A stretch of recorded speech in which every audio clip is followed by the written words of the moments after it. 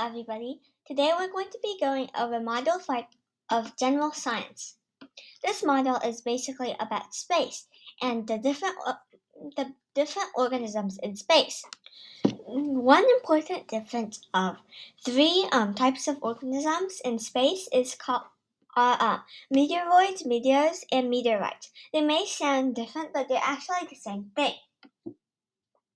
So these are actually three names for the same celestial object that you may think of as a meteor.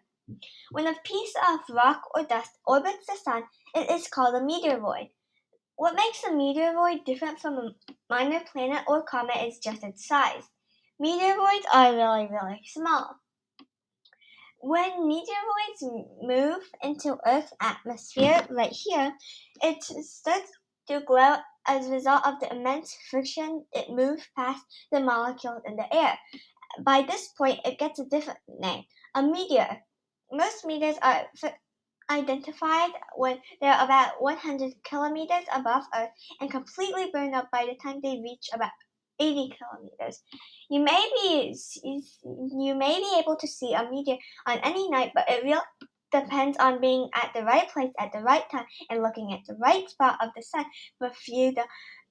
before the few minutes it takes for them to burn up. However, when the meteor reaches the Earth, which is technically really, really rare, it changes a different name. A meteorite. A meteorite is basically a meteor that hits the Earth. Now we're going to be going over some general facts about the sun. It is technically the closest star and is 93 million miles from Earth.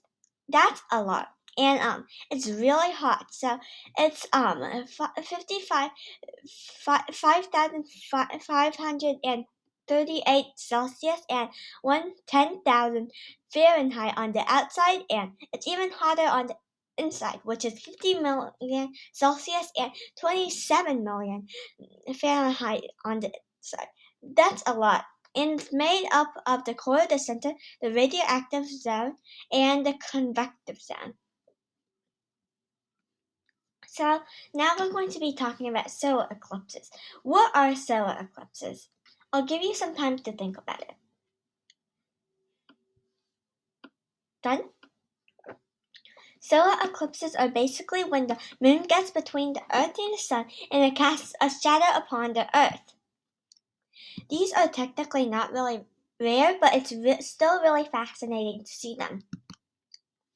Finally, we're going to be going over a comet's anatomy. You can pause the video if you want to try this out. So this part of the comet is the nucleus. It's kind of like the rock. It's kind of like the rock of the comet. So the little white thing right here, it's called the comma, and then there are usually two tails. This one is the gas tail, and then the other one is called the dust tail. So yeah. So here are some vocabulary questions that you can try. You can pause the video if you wish to. Gravity is basically a force of attraction existing between any two masses, and the core is the innermost section of the sun, while the radioactive zone is a zone in the sun that is full of energy in the form of photons. Anyways, this wraps up Module 5. See you next time. Bye!